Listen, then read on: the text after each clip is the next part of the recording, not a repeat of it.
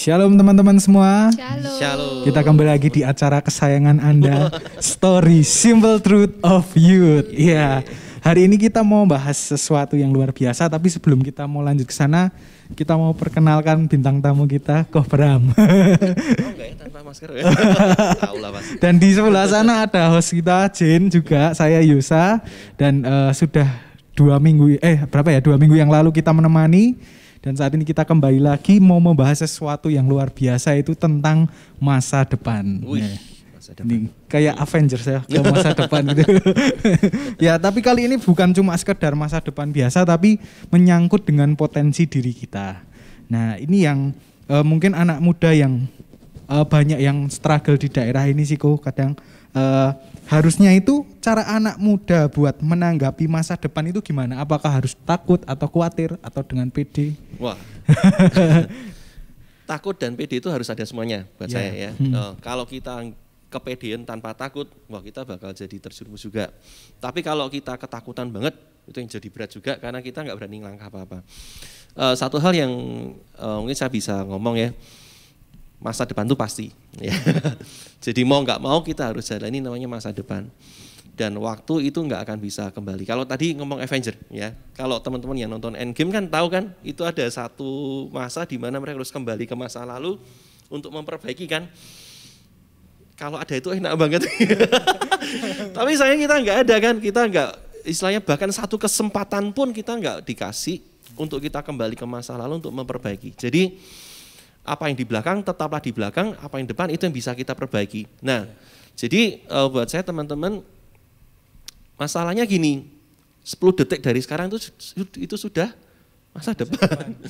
Jadi benar-benar apa yang kita lakukan hari ini itu benar-benar akan punya satu dampak yang kuat dengan masa depan. So, kalau misalnya hari ini teman-teman sudah mulai berpikir tentang masa depan, mungkin satu yang harus dipahami dulu, waktu nggak akan pernah kembali. Jadi benar-benar, kalau waktu nggak kembali, contoh nih kayak saya ya, ini anak saya sudah hampir 2 tahun. Padahal rasanya baru kemarin aja gitu. Jadi itu benar-benar namanya time flies, itu benar, waktu itu cepat banget. Jadi yuk teman-teman mulai serius dengan masa depan. 1 poin dulu ya pertama ya, karena waktu tidak akan pernah kembali. Tapi kalau waktu bisa ke depan gitu, itu juga susah juga ya. Kayak Loki sekarang kan TVA itu bisa ke masa yang akan datang gitu. Ini malah ngomongin Disney Hotstar. Betul, jadi kita nggak bisa skip gitu kan. Kita nggak bisa skip, kita nggak bisa rewind, kita nggak bisa pause, yang kita bisa cuma jalan ya forward. Nah, yang masalah di forward ini yang kita harus benar intens. Apa sih yang kita akan lakukan di masa depan, itu dia. Terus kan anak muda ada yang punya mimpi masa depan tuh udah disiapin dari sekarang, misalnya mau jadi misalnya arsitek, terus udah mulai belajar gambar-gambar, tapi ada juga yang udah pasrah-pasrah aja gitu. Jadi kayak ngalir semuanya di antara dua itu, ya kira-kiranya bener tuh buat masa depan yang mana kok? Saya suka sih apa yang dikatakan oleh John Maxwell ya, soalnya ini sudah sampai dikutip oleh banyak orang. If you fail to plan, you plan to fail, ya kan? Kalau kamu gagal untuk merencanakan, ya kamu akan sudah merencanakan untuk namanya kegagalan. Jadi ada orang-orang sih ngomong ngeflow gitu kan, istilahnya itu kan ngeflow. Saya bilang 1/sekian% bisa jadi sih. Tapi kesempatan itu bisa jadi kecil banget untuk orang tiba-tiba orang ngelinding welah nanti kan ketemu jalannya. 1 titik bisa, tapi tidak semua orang dikasih kesempatan seperti itu.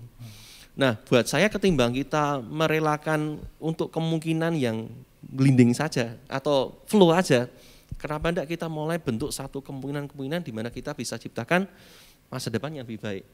So, banyak orang ngomong bermimpilah karena mimpi itu gratis, ya kan? Kenapa enggak hari ini? Mulailah lakukan satu impian, tapi gini, buat saya impian itu juga harus punya batasannya, ya kan? Kalau kita punya impian jadi Iron Man, jelas itu nggak mungkin, ya kan? Artinya punyalah satu impian yang benar-benar itu masih napak bumi, masuk akal, masuk akal gitulah, masuk akal. Jadi itu masih bisa dijangkau, biarpun hari ini terlalu besar buat kita, tapi bisa tuh kayaknya bisa tuh. Nah, Buat saya itu lebih baik ketimbang kita nggak punya bayangan apapun yang akan kita kerjakan. Orang-orang yang nggak punya bayangan untuk dikerjakan hari ini jelas hidupnya kan mulai ngelantur.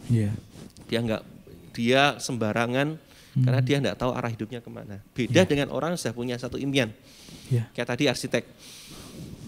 Arsitek itu biasanya kan gambar-gambar kan.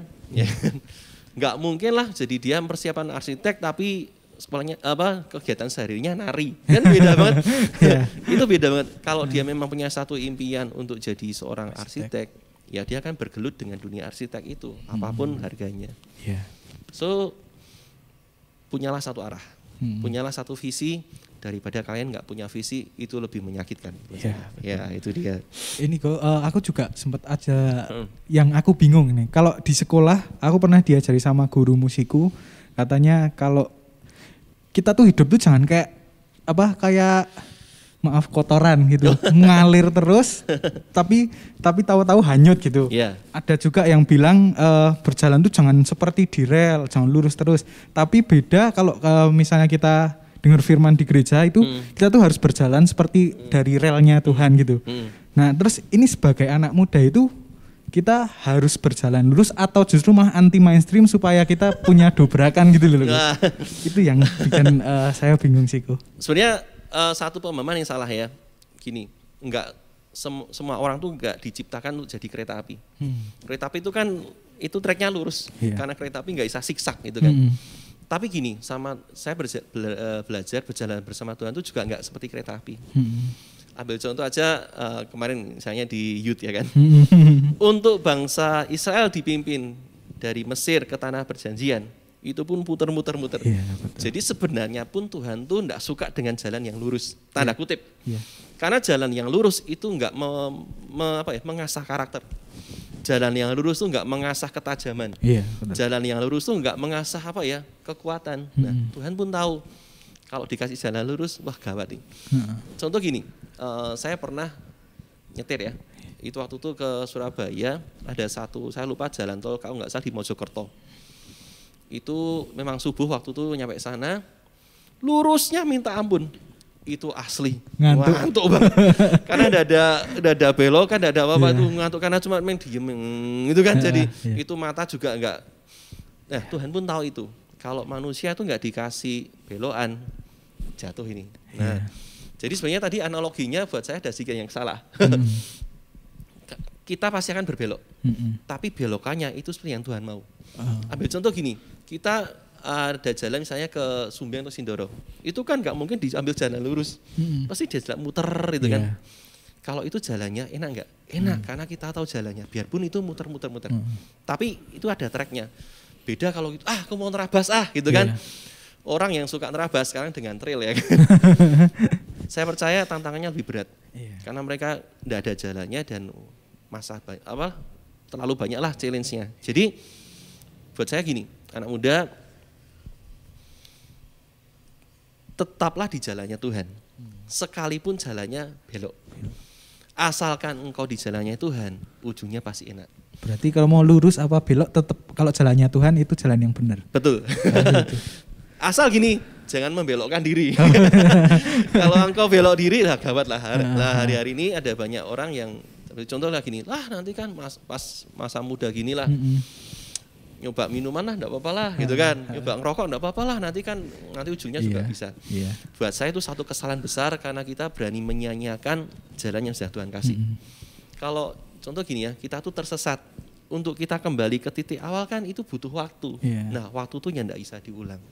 Daripada kita kehilangan waktu sekarang, kenapa enggak sih kita ngikut jalannya Tuhan? Biarpun mungkin yang lain kok enak ya rasanya di sana podo gini gitu kan, yang di sana gini aku enggak bisa, tapi percayalah ujungnya pasti baik. Itu dia. Itu kadang kalau di dunia yang saya maksudnya sekitaran saya itu kan kadang itu kok contohnya aja Mark Zuckerberg itu DO aja bisa sukses. Lah dia DO-nya aja dari Harvard gitu. kita kan cuma di ini itu. Jadi jangan kadang tuh kalau kesalahan yang sering itu kita suka membandingin sama orang buat alasan kita ikut belok gitu loh. Betul. Jadi kita seringkali pakai standarnya orang lain untuk untuk justifikasi membenarkan apa yang kita lakukan. Yeah. Padahal sebenarnya kita punya jalan sendiri yang sudah Tuhan atur. So buat saya sih temuin jalannya yuk. Jadi biarpun nanti kok jalannya lebih berat ya, tapi kalau itu jalannya Tuhan.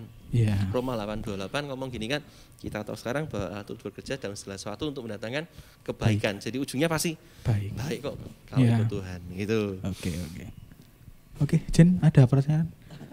Tapi di luar dari ini. Ya. Kan ada juga ini kok apa? Kayak misal kita nekunin ini misalnya bidang apa, tapi ternyata di masa depan itu nggak kepake, jadi malah kerjanya lain. Nah itu padahal kita udah nyiapin dari dulu, terus itu gimana? Saya percaya gini, dalam kehidupan kita tuh tidak ada yang sia-sia. Sekalipun ya, waktu kita di belakang itu pernah ngalamin kegagalan.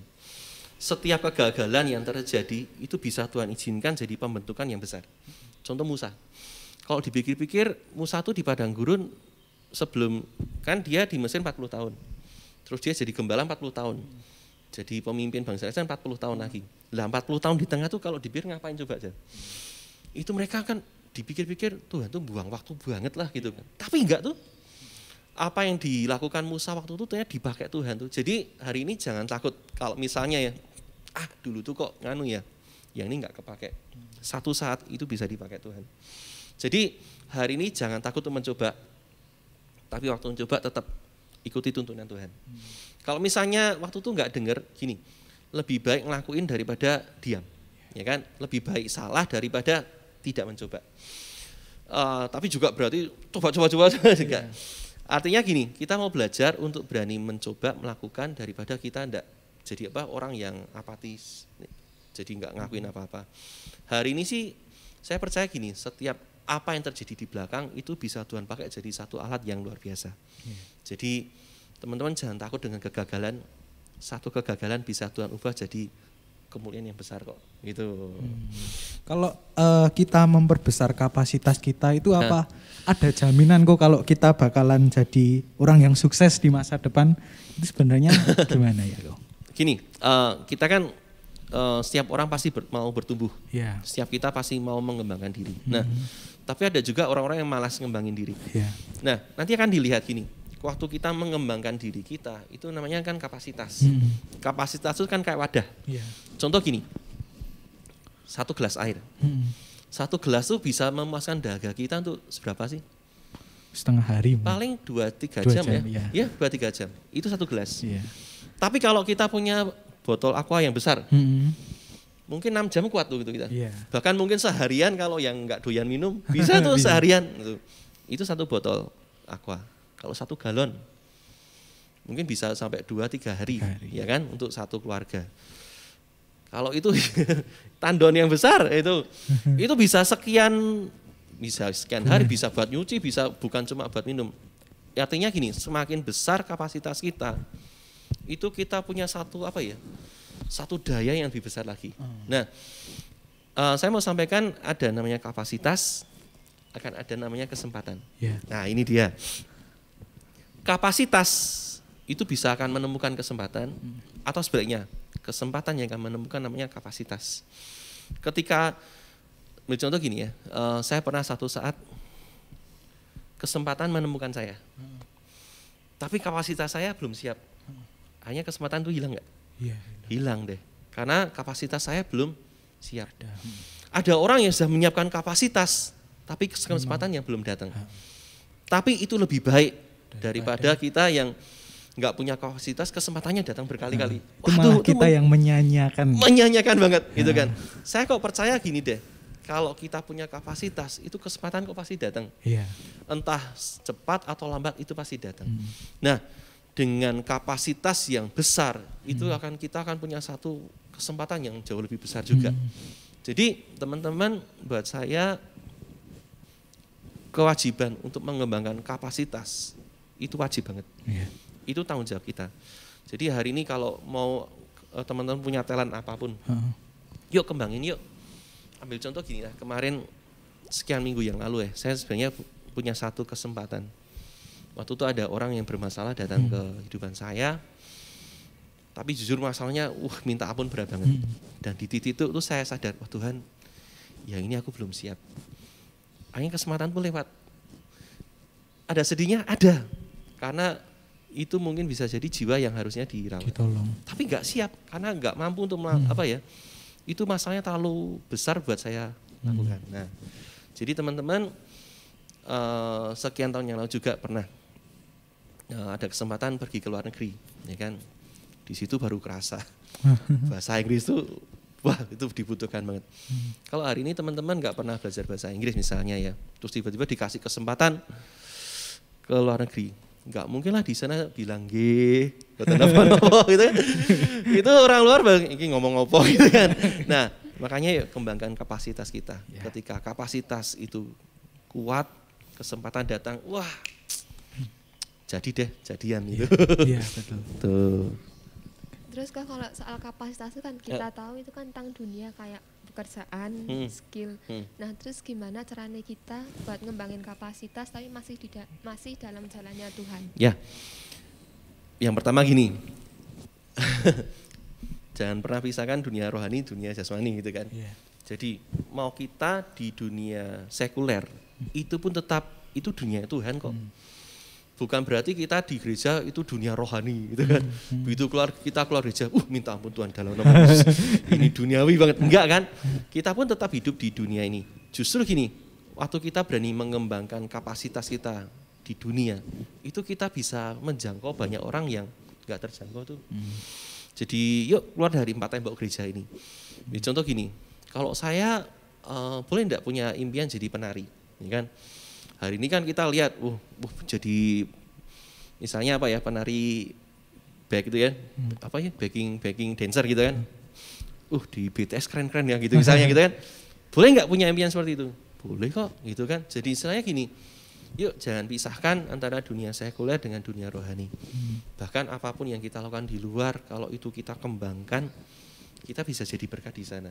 Jadi itu malah buat saya satu kesempatan untuk kita menjangkau yang nggak terjangkau di dalam gereja. Jadi yuk kembangin kapasitas. Misalnya gini, contoh membangun kapasitas dalam kualitas pertemanan. Dibutuhkan nggak? Iya banget. Kita membangun hubungan dengan orang itu seperti apa. Kalau kita mengembangkan, kita bisa berkomunikasi dengan anak kecil bisa, dengan yang segenerasi bisa, di atas bisa.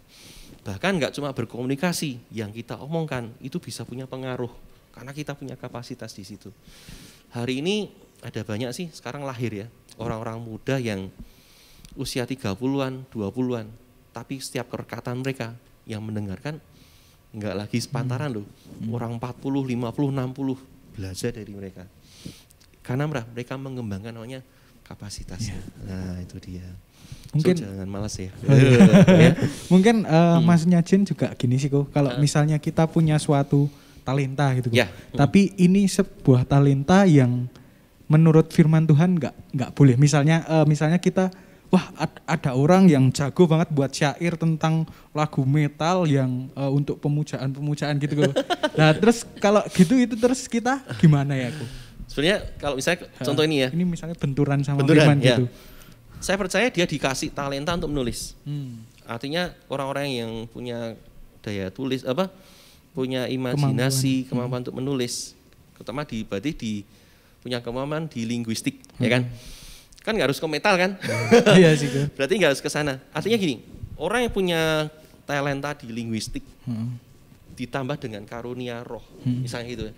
Ketika digabungkan, bisa dibayangkan kayak apa? Wih keren loh tuh, keren banget loh. Contoh sekarang gini, orang yang punya kekuatan di atletis, dia jadi seorang sportman, jadi olahragawan. Ketika dia di olahragawan, ambil contoh aja satu pemain bola yang saya kagumi namanya Kakak. Kakak itu benar-benar orang yang religius banget. Di situ dia bisa jadi berkat tuh waktu dia main bola. Jadi nggak ada satu pemisahan. Kalau rohani harus rohani, justru malah kita di luar itu bisa jadi berkat yang besar. Nah sekarang gini, waktu di luar, nah itu yang mau digunakan jadi apa? Kalau tadi aku mau menyembah ini, nah itu yang salah. Berarti harus bisa cari yang sisi yang positifnya. Betul, gitu ya? Sisi positifnya mau dikemanain, gitu kan. Nah itu dia. Terus pertanyaan selanjutnya aku, apa aja yang bisa memperluas kapasitas dari diri kita? Apakah cuma dengan misalnya kita punya talenta ya terus belajar terus talenta, atau hal yang lebih dari itu ada? Ada sih masih ya. Karena gini, yang saya mau garis bawahi dulu, untuk mengembangkan kapasitas sekali lagi itu tanggung jawab pribadi. Itu bukan tanggung jawabnya orang tua loh. Itu tanggung jawab kalian sendiri. Artinya keputusan untuk mengembangkan diri sendiri itu ada di tangan kita. Kita mau jadi apa next 5-10 tahun lagi itu urusan di tangan kita. Orang tua sih hari ini mungkin bisa memaksa, bisa menghimbau, tapi final decision-nya tetap di tangan kita. Jadi yuk garis bawah ini dulu. Nah sekarang gini, setelah kita tahu ya ini tanggung jawab saya, nah terus caranya gimana? How ya kan? Nah saat ini ada berbagai macam cara sih, banyak banget ya. Karena ini tanggung jawab pribadi ya, yuk saya sendiri harus mau belajar. Saat ini media wah luas banget, kalian bisa pilih lah, mau dari YouTube, dari TikTok pun bisa ya kan. Apapun itu bisa dilakukan lah gitu. Kemudian itu yang pertama ya, kita bisa, artinya saya berani menyediakan waktu, misalnya sehari 1 jam. Di luar kesenangan pribadi saya bersedia untuk mengembangkan diri saya, misalnya seperti itu. Misalnya kesenangannya nge-game, kesenangannya lihat medsos, hari ini tutup dulu, 1 jam ini study. Apalagi kan sekarang kan enak kan, waktunya lebih luang kan sekarang. Ya kan, yuk kembangkan itu. Apa sih yang paling kuat dalam diri kita, yuk belajar kembangin. Atau misalnya belajar hal yang baru itu juga bisa.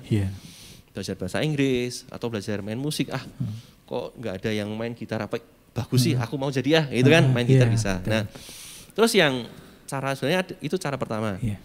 Terus yang kedua cara paling mudah, itu kalau kita menemukan namanya seorang mentor, itu lebih mudah lagi. Ketika kita menemukan seorang mentor, kita menemukan seorang pembimbing, itu akan lebih mudah lagi. Pembimbing yang bersedia untuk membimbing, yuk kita ajari yuk caranya gini-gini, itu akan lebih cepat daripada kita belajar diri sendiri. Itu waktu yang dipakai lebih ringkas lagi. Saya pernah dengar ada seorang yang ini di dunia trading ya, dunia trading ngeri. Ada orang yang belajar untuk sampai dia jadi seorang trader yang profesional, itu butuhan 2 tahun. Untuk yang apa ya sampai apa ya emosinya terjaga, terus income-nya itu juga selalu profit itu kan, itu paling tidak 2 tahun, sekitar ini 1 sampai 2 tahun. Ada seorang yang nyemplung di situ. Dia tanya, kamu berapa? Ya 1,5 tahun lah, setahun lah, 2 tahun. Aku mau 6 bulan bisa. Caranya gimana? Dia bayar. Ringkas 6 bulan jadi itu. Tapi dia benar-benar punya cost, dia bersedia bayar harga. Nah, teman-teman gini, ketika teman-teman bisa menemukan pembimbing, itu lebih enak. Caranya menemukan pembimbing bisa 2, pembimbing yang menemukan atau teman-teman yang menemukan. Tapi lebih enak kalau itu dua-duanya aktif sih. Nah, masalahnya gini, pembimbing itu kan ada di atas, kadang dia tidak lihat ke bawah, ya kan? Betul. Yuk kita yang proaktif, tolong ajarin aku dong gitu kan. Kalau tidak bisa sama 1 orang nih, cari orang lain. Pokoknya sampai ada orang membimbing, itu akan jauh lebih mudah. Jadi intinya buat saya gini, setiap kapasitas, setiap talenta itu bisa dikembangkan. Tinggal caranya gimana, tinggal kita punya kemauan atau enggak. Itu dia dulu ya. Oh ya, sebelum pertanyaan terakhir, ada yang cukup membingungkan sih kok ini tentang kadang kalau di dunia itu kan ada yang bilang kamu tuh harus fokus sama satu ini biar kamu sukses di bagian ini gitu. Atau kapasitas penuh itu ketika kita di sini kamu bisa, di sini kamu juga bisa, istilahnya multi talent gitu. Lah itu yang benar yang mana kok? Kalau menurut Firman. Sebenarnya buat saya nggak ada yang salah, juga nggak ada yang benar ya. Tapi gini, saya percaya gini, Tuhan itu sudah tentukan satu destiny. Nah, ketika kita sudah temukan destiny-nya itu mau apa, itu kan lebih enak. Oh berarti memang fokusnya di sini. Ambil contoh gini lah, misalnya ada satu orang dipanggil jadi hamba Tuhan. Tapi sebenarnya di hatinya tuh ada sisi pengen bisnis, gitu kan. Tinggal dia tuh pilihan, dia bisa masuk di bisnis, atau dia masuk jadi hamba Tuhan. Tapi kalau callingnya, panggilannya dia itu, ini kapan-kapan, pernah ya ngomongin panggilan ya. Kalau panggilannya benar-benar jadi seorang hamba Tuhan, ya dia pisahin gitu kan. Nah, tapi ada jiwa bisnisnya tuh. Nah, dia nanti bisa sih, nanti hamba Tuhan ini akan berkecimpung, akan mulai ambil ilmu bisnisnya. Tapi fokusnya dia tahu, aku fokusnya bukan di bisnis, fokusnya di sini melayani. Tapi bisnis itu bisa jadi pelengkap. Nah, itu dia. Jadi buat saya teman-teman hari ini misalnya ada anak ya, teman-teman mungkin yang di sekarang ya, ada yang ngambil les fisika, les biologi, udah gitu ngambil les biola, ngambil les piano, udah gitu ngambil les balet, gitu kan, macam-macam diambil. Nah, kalau buat saya itu terlalu nanti akan jadi sesak, ya kan?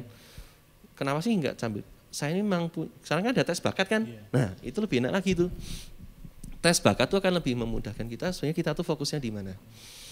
Terus sebenarnya kalau mau sih ambil waktu deh sehari 2 hari untuk lihat ke dalam. Tuhan, sebenarnya aku tuh senangnya di mana sih? Ketika kita tahu hobi kita, kesukaan kita, itu akan lebih memudahkan.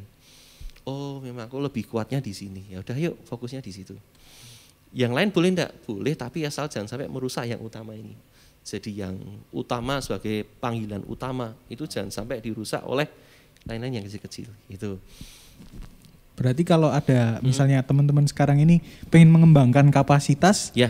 Misalnya berarti harus tahu dulu yang fokus dulu atau tetap harus mempelajari semuanya dulu. Misalnya pemain musik pengen bisa drum, bisa piano, bisa gitar. Terus saya tuh harus mengembangkan semuanya atau aku mau gitar aja gitu. Iya.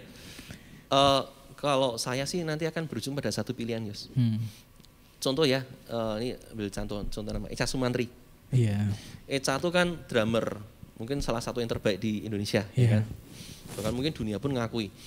Tapi dia bisa juga tuh main piano, piano bisa juga.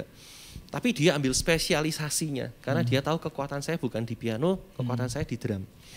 Saya percaya kok, saya yakinnya porsi latihan dia, latihan piano sama latihan drum masih lebih banyak drumnya. Nah itu dia. Nah jadi teman-teman hari ini bolehlah sekarang ambil banyak dulu. Tapi sambil ambil banyak itu mulai dipilah. Ini kira-kira bakatku enggak ya? Ini kira-kira bisa bermanfaat ya ke depan. Kalau enggak, yuk cepat putuskan. Nanti akan dipilah. Oh iya, ya sudahlah fokus sama 3 hal inilah. Misalnya tadi ya, drum sama piano. Nanti drum piano pun kayaknya kok lebih kuat di drumnya. Ya udah yuk lebih banyak di drumnya. Bisa juga seperti itu, Yos. Berarti tetap butuh jawaban dari Tuhan ya, tetap harus berdoa. Nanti bisa nemukan sendiri, bisa juga Tuhan. Tapi waktu nemuin sendiri itu saya percaya kok Tuhan nanti pimpin kok gitu. Yang pasti gini sih, jangan kita terlalu membuang waktu dengan hal yang nggak berguna. Gitu kan. Ambil ini gitu kan. Sudah les musik, les masak, les apa. Wah. Jadinya lah beban ya. Jadinya beban. Kita stressful. Ya, gitulah. Pertanyaan terakhir nih kok. Multitalenta tadi itu termasuk dalam mengembangkan kapasitas maksimal atau bukan? Kalau bukan, kapasitas yang maksimal itu yang kayak apa? Kapasitas yang maksimal itu nanti kita tahu kok, itu nanti jadi ini, seberapa dampak yang akan kita berikan ke orang-orang. Nanti orang-orang pun, wih kamu kok ini. Ambil contoh ini, ada seorang penyanyi, dia nggak cuma bisa nyanyi tapi juga bisa kompos, dia bisa writing, itu multi talent banget, gitu kan. Tapi untuk sampai ke arah itu juga butuh satu proses kan, gitu kan. Nah, orang-orang yang punya multi talent nanti di satu titik dia akan bertemu gini. Sebenarnya di dunia ini nggak ada batasannya sih, Jin ya. Tapi kita mau berkembang sejauh apa tuh ya keputusan kita, gitu kan. Nah, semakin kita tuh bisa memaksimalkan, sebenarnya gini. Nilai 100 tuh kita kan enggak mungkin, ini sudah 100 sih. Kayaknya kok nggak ada orang yang bisa tahu itu sih. Contoh aja lah gini. Kecuali yang jenjang ya, kayak presiden. Sudah sampai di presiden. Tapi presiden pun masih ada jenjangnya enggak? Ada tuh. Presiden seperti apa? Yang mau diingat seperti apa? Itu juga butuh satu yang dibutuh satu perencanaan. Jadi ini dia poin terakhir. Untuk teman-teman mengembangkan kapasitas, jangan fokus pada tujuannya. Fokuslah pada progresnya. Itu akan lebih enak.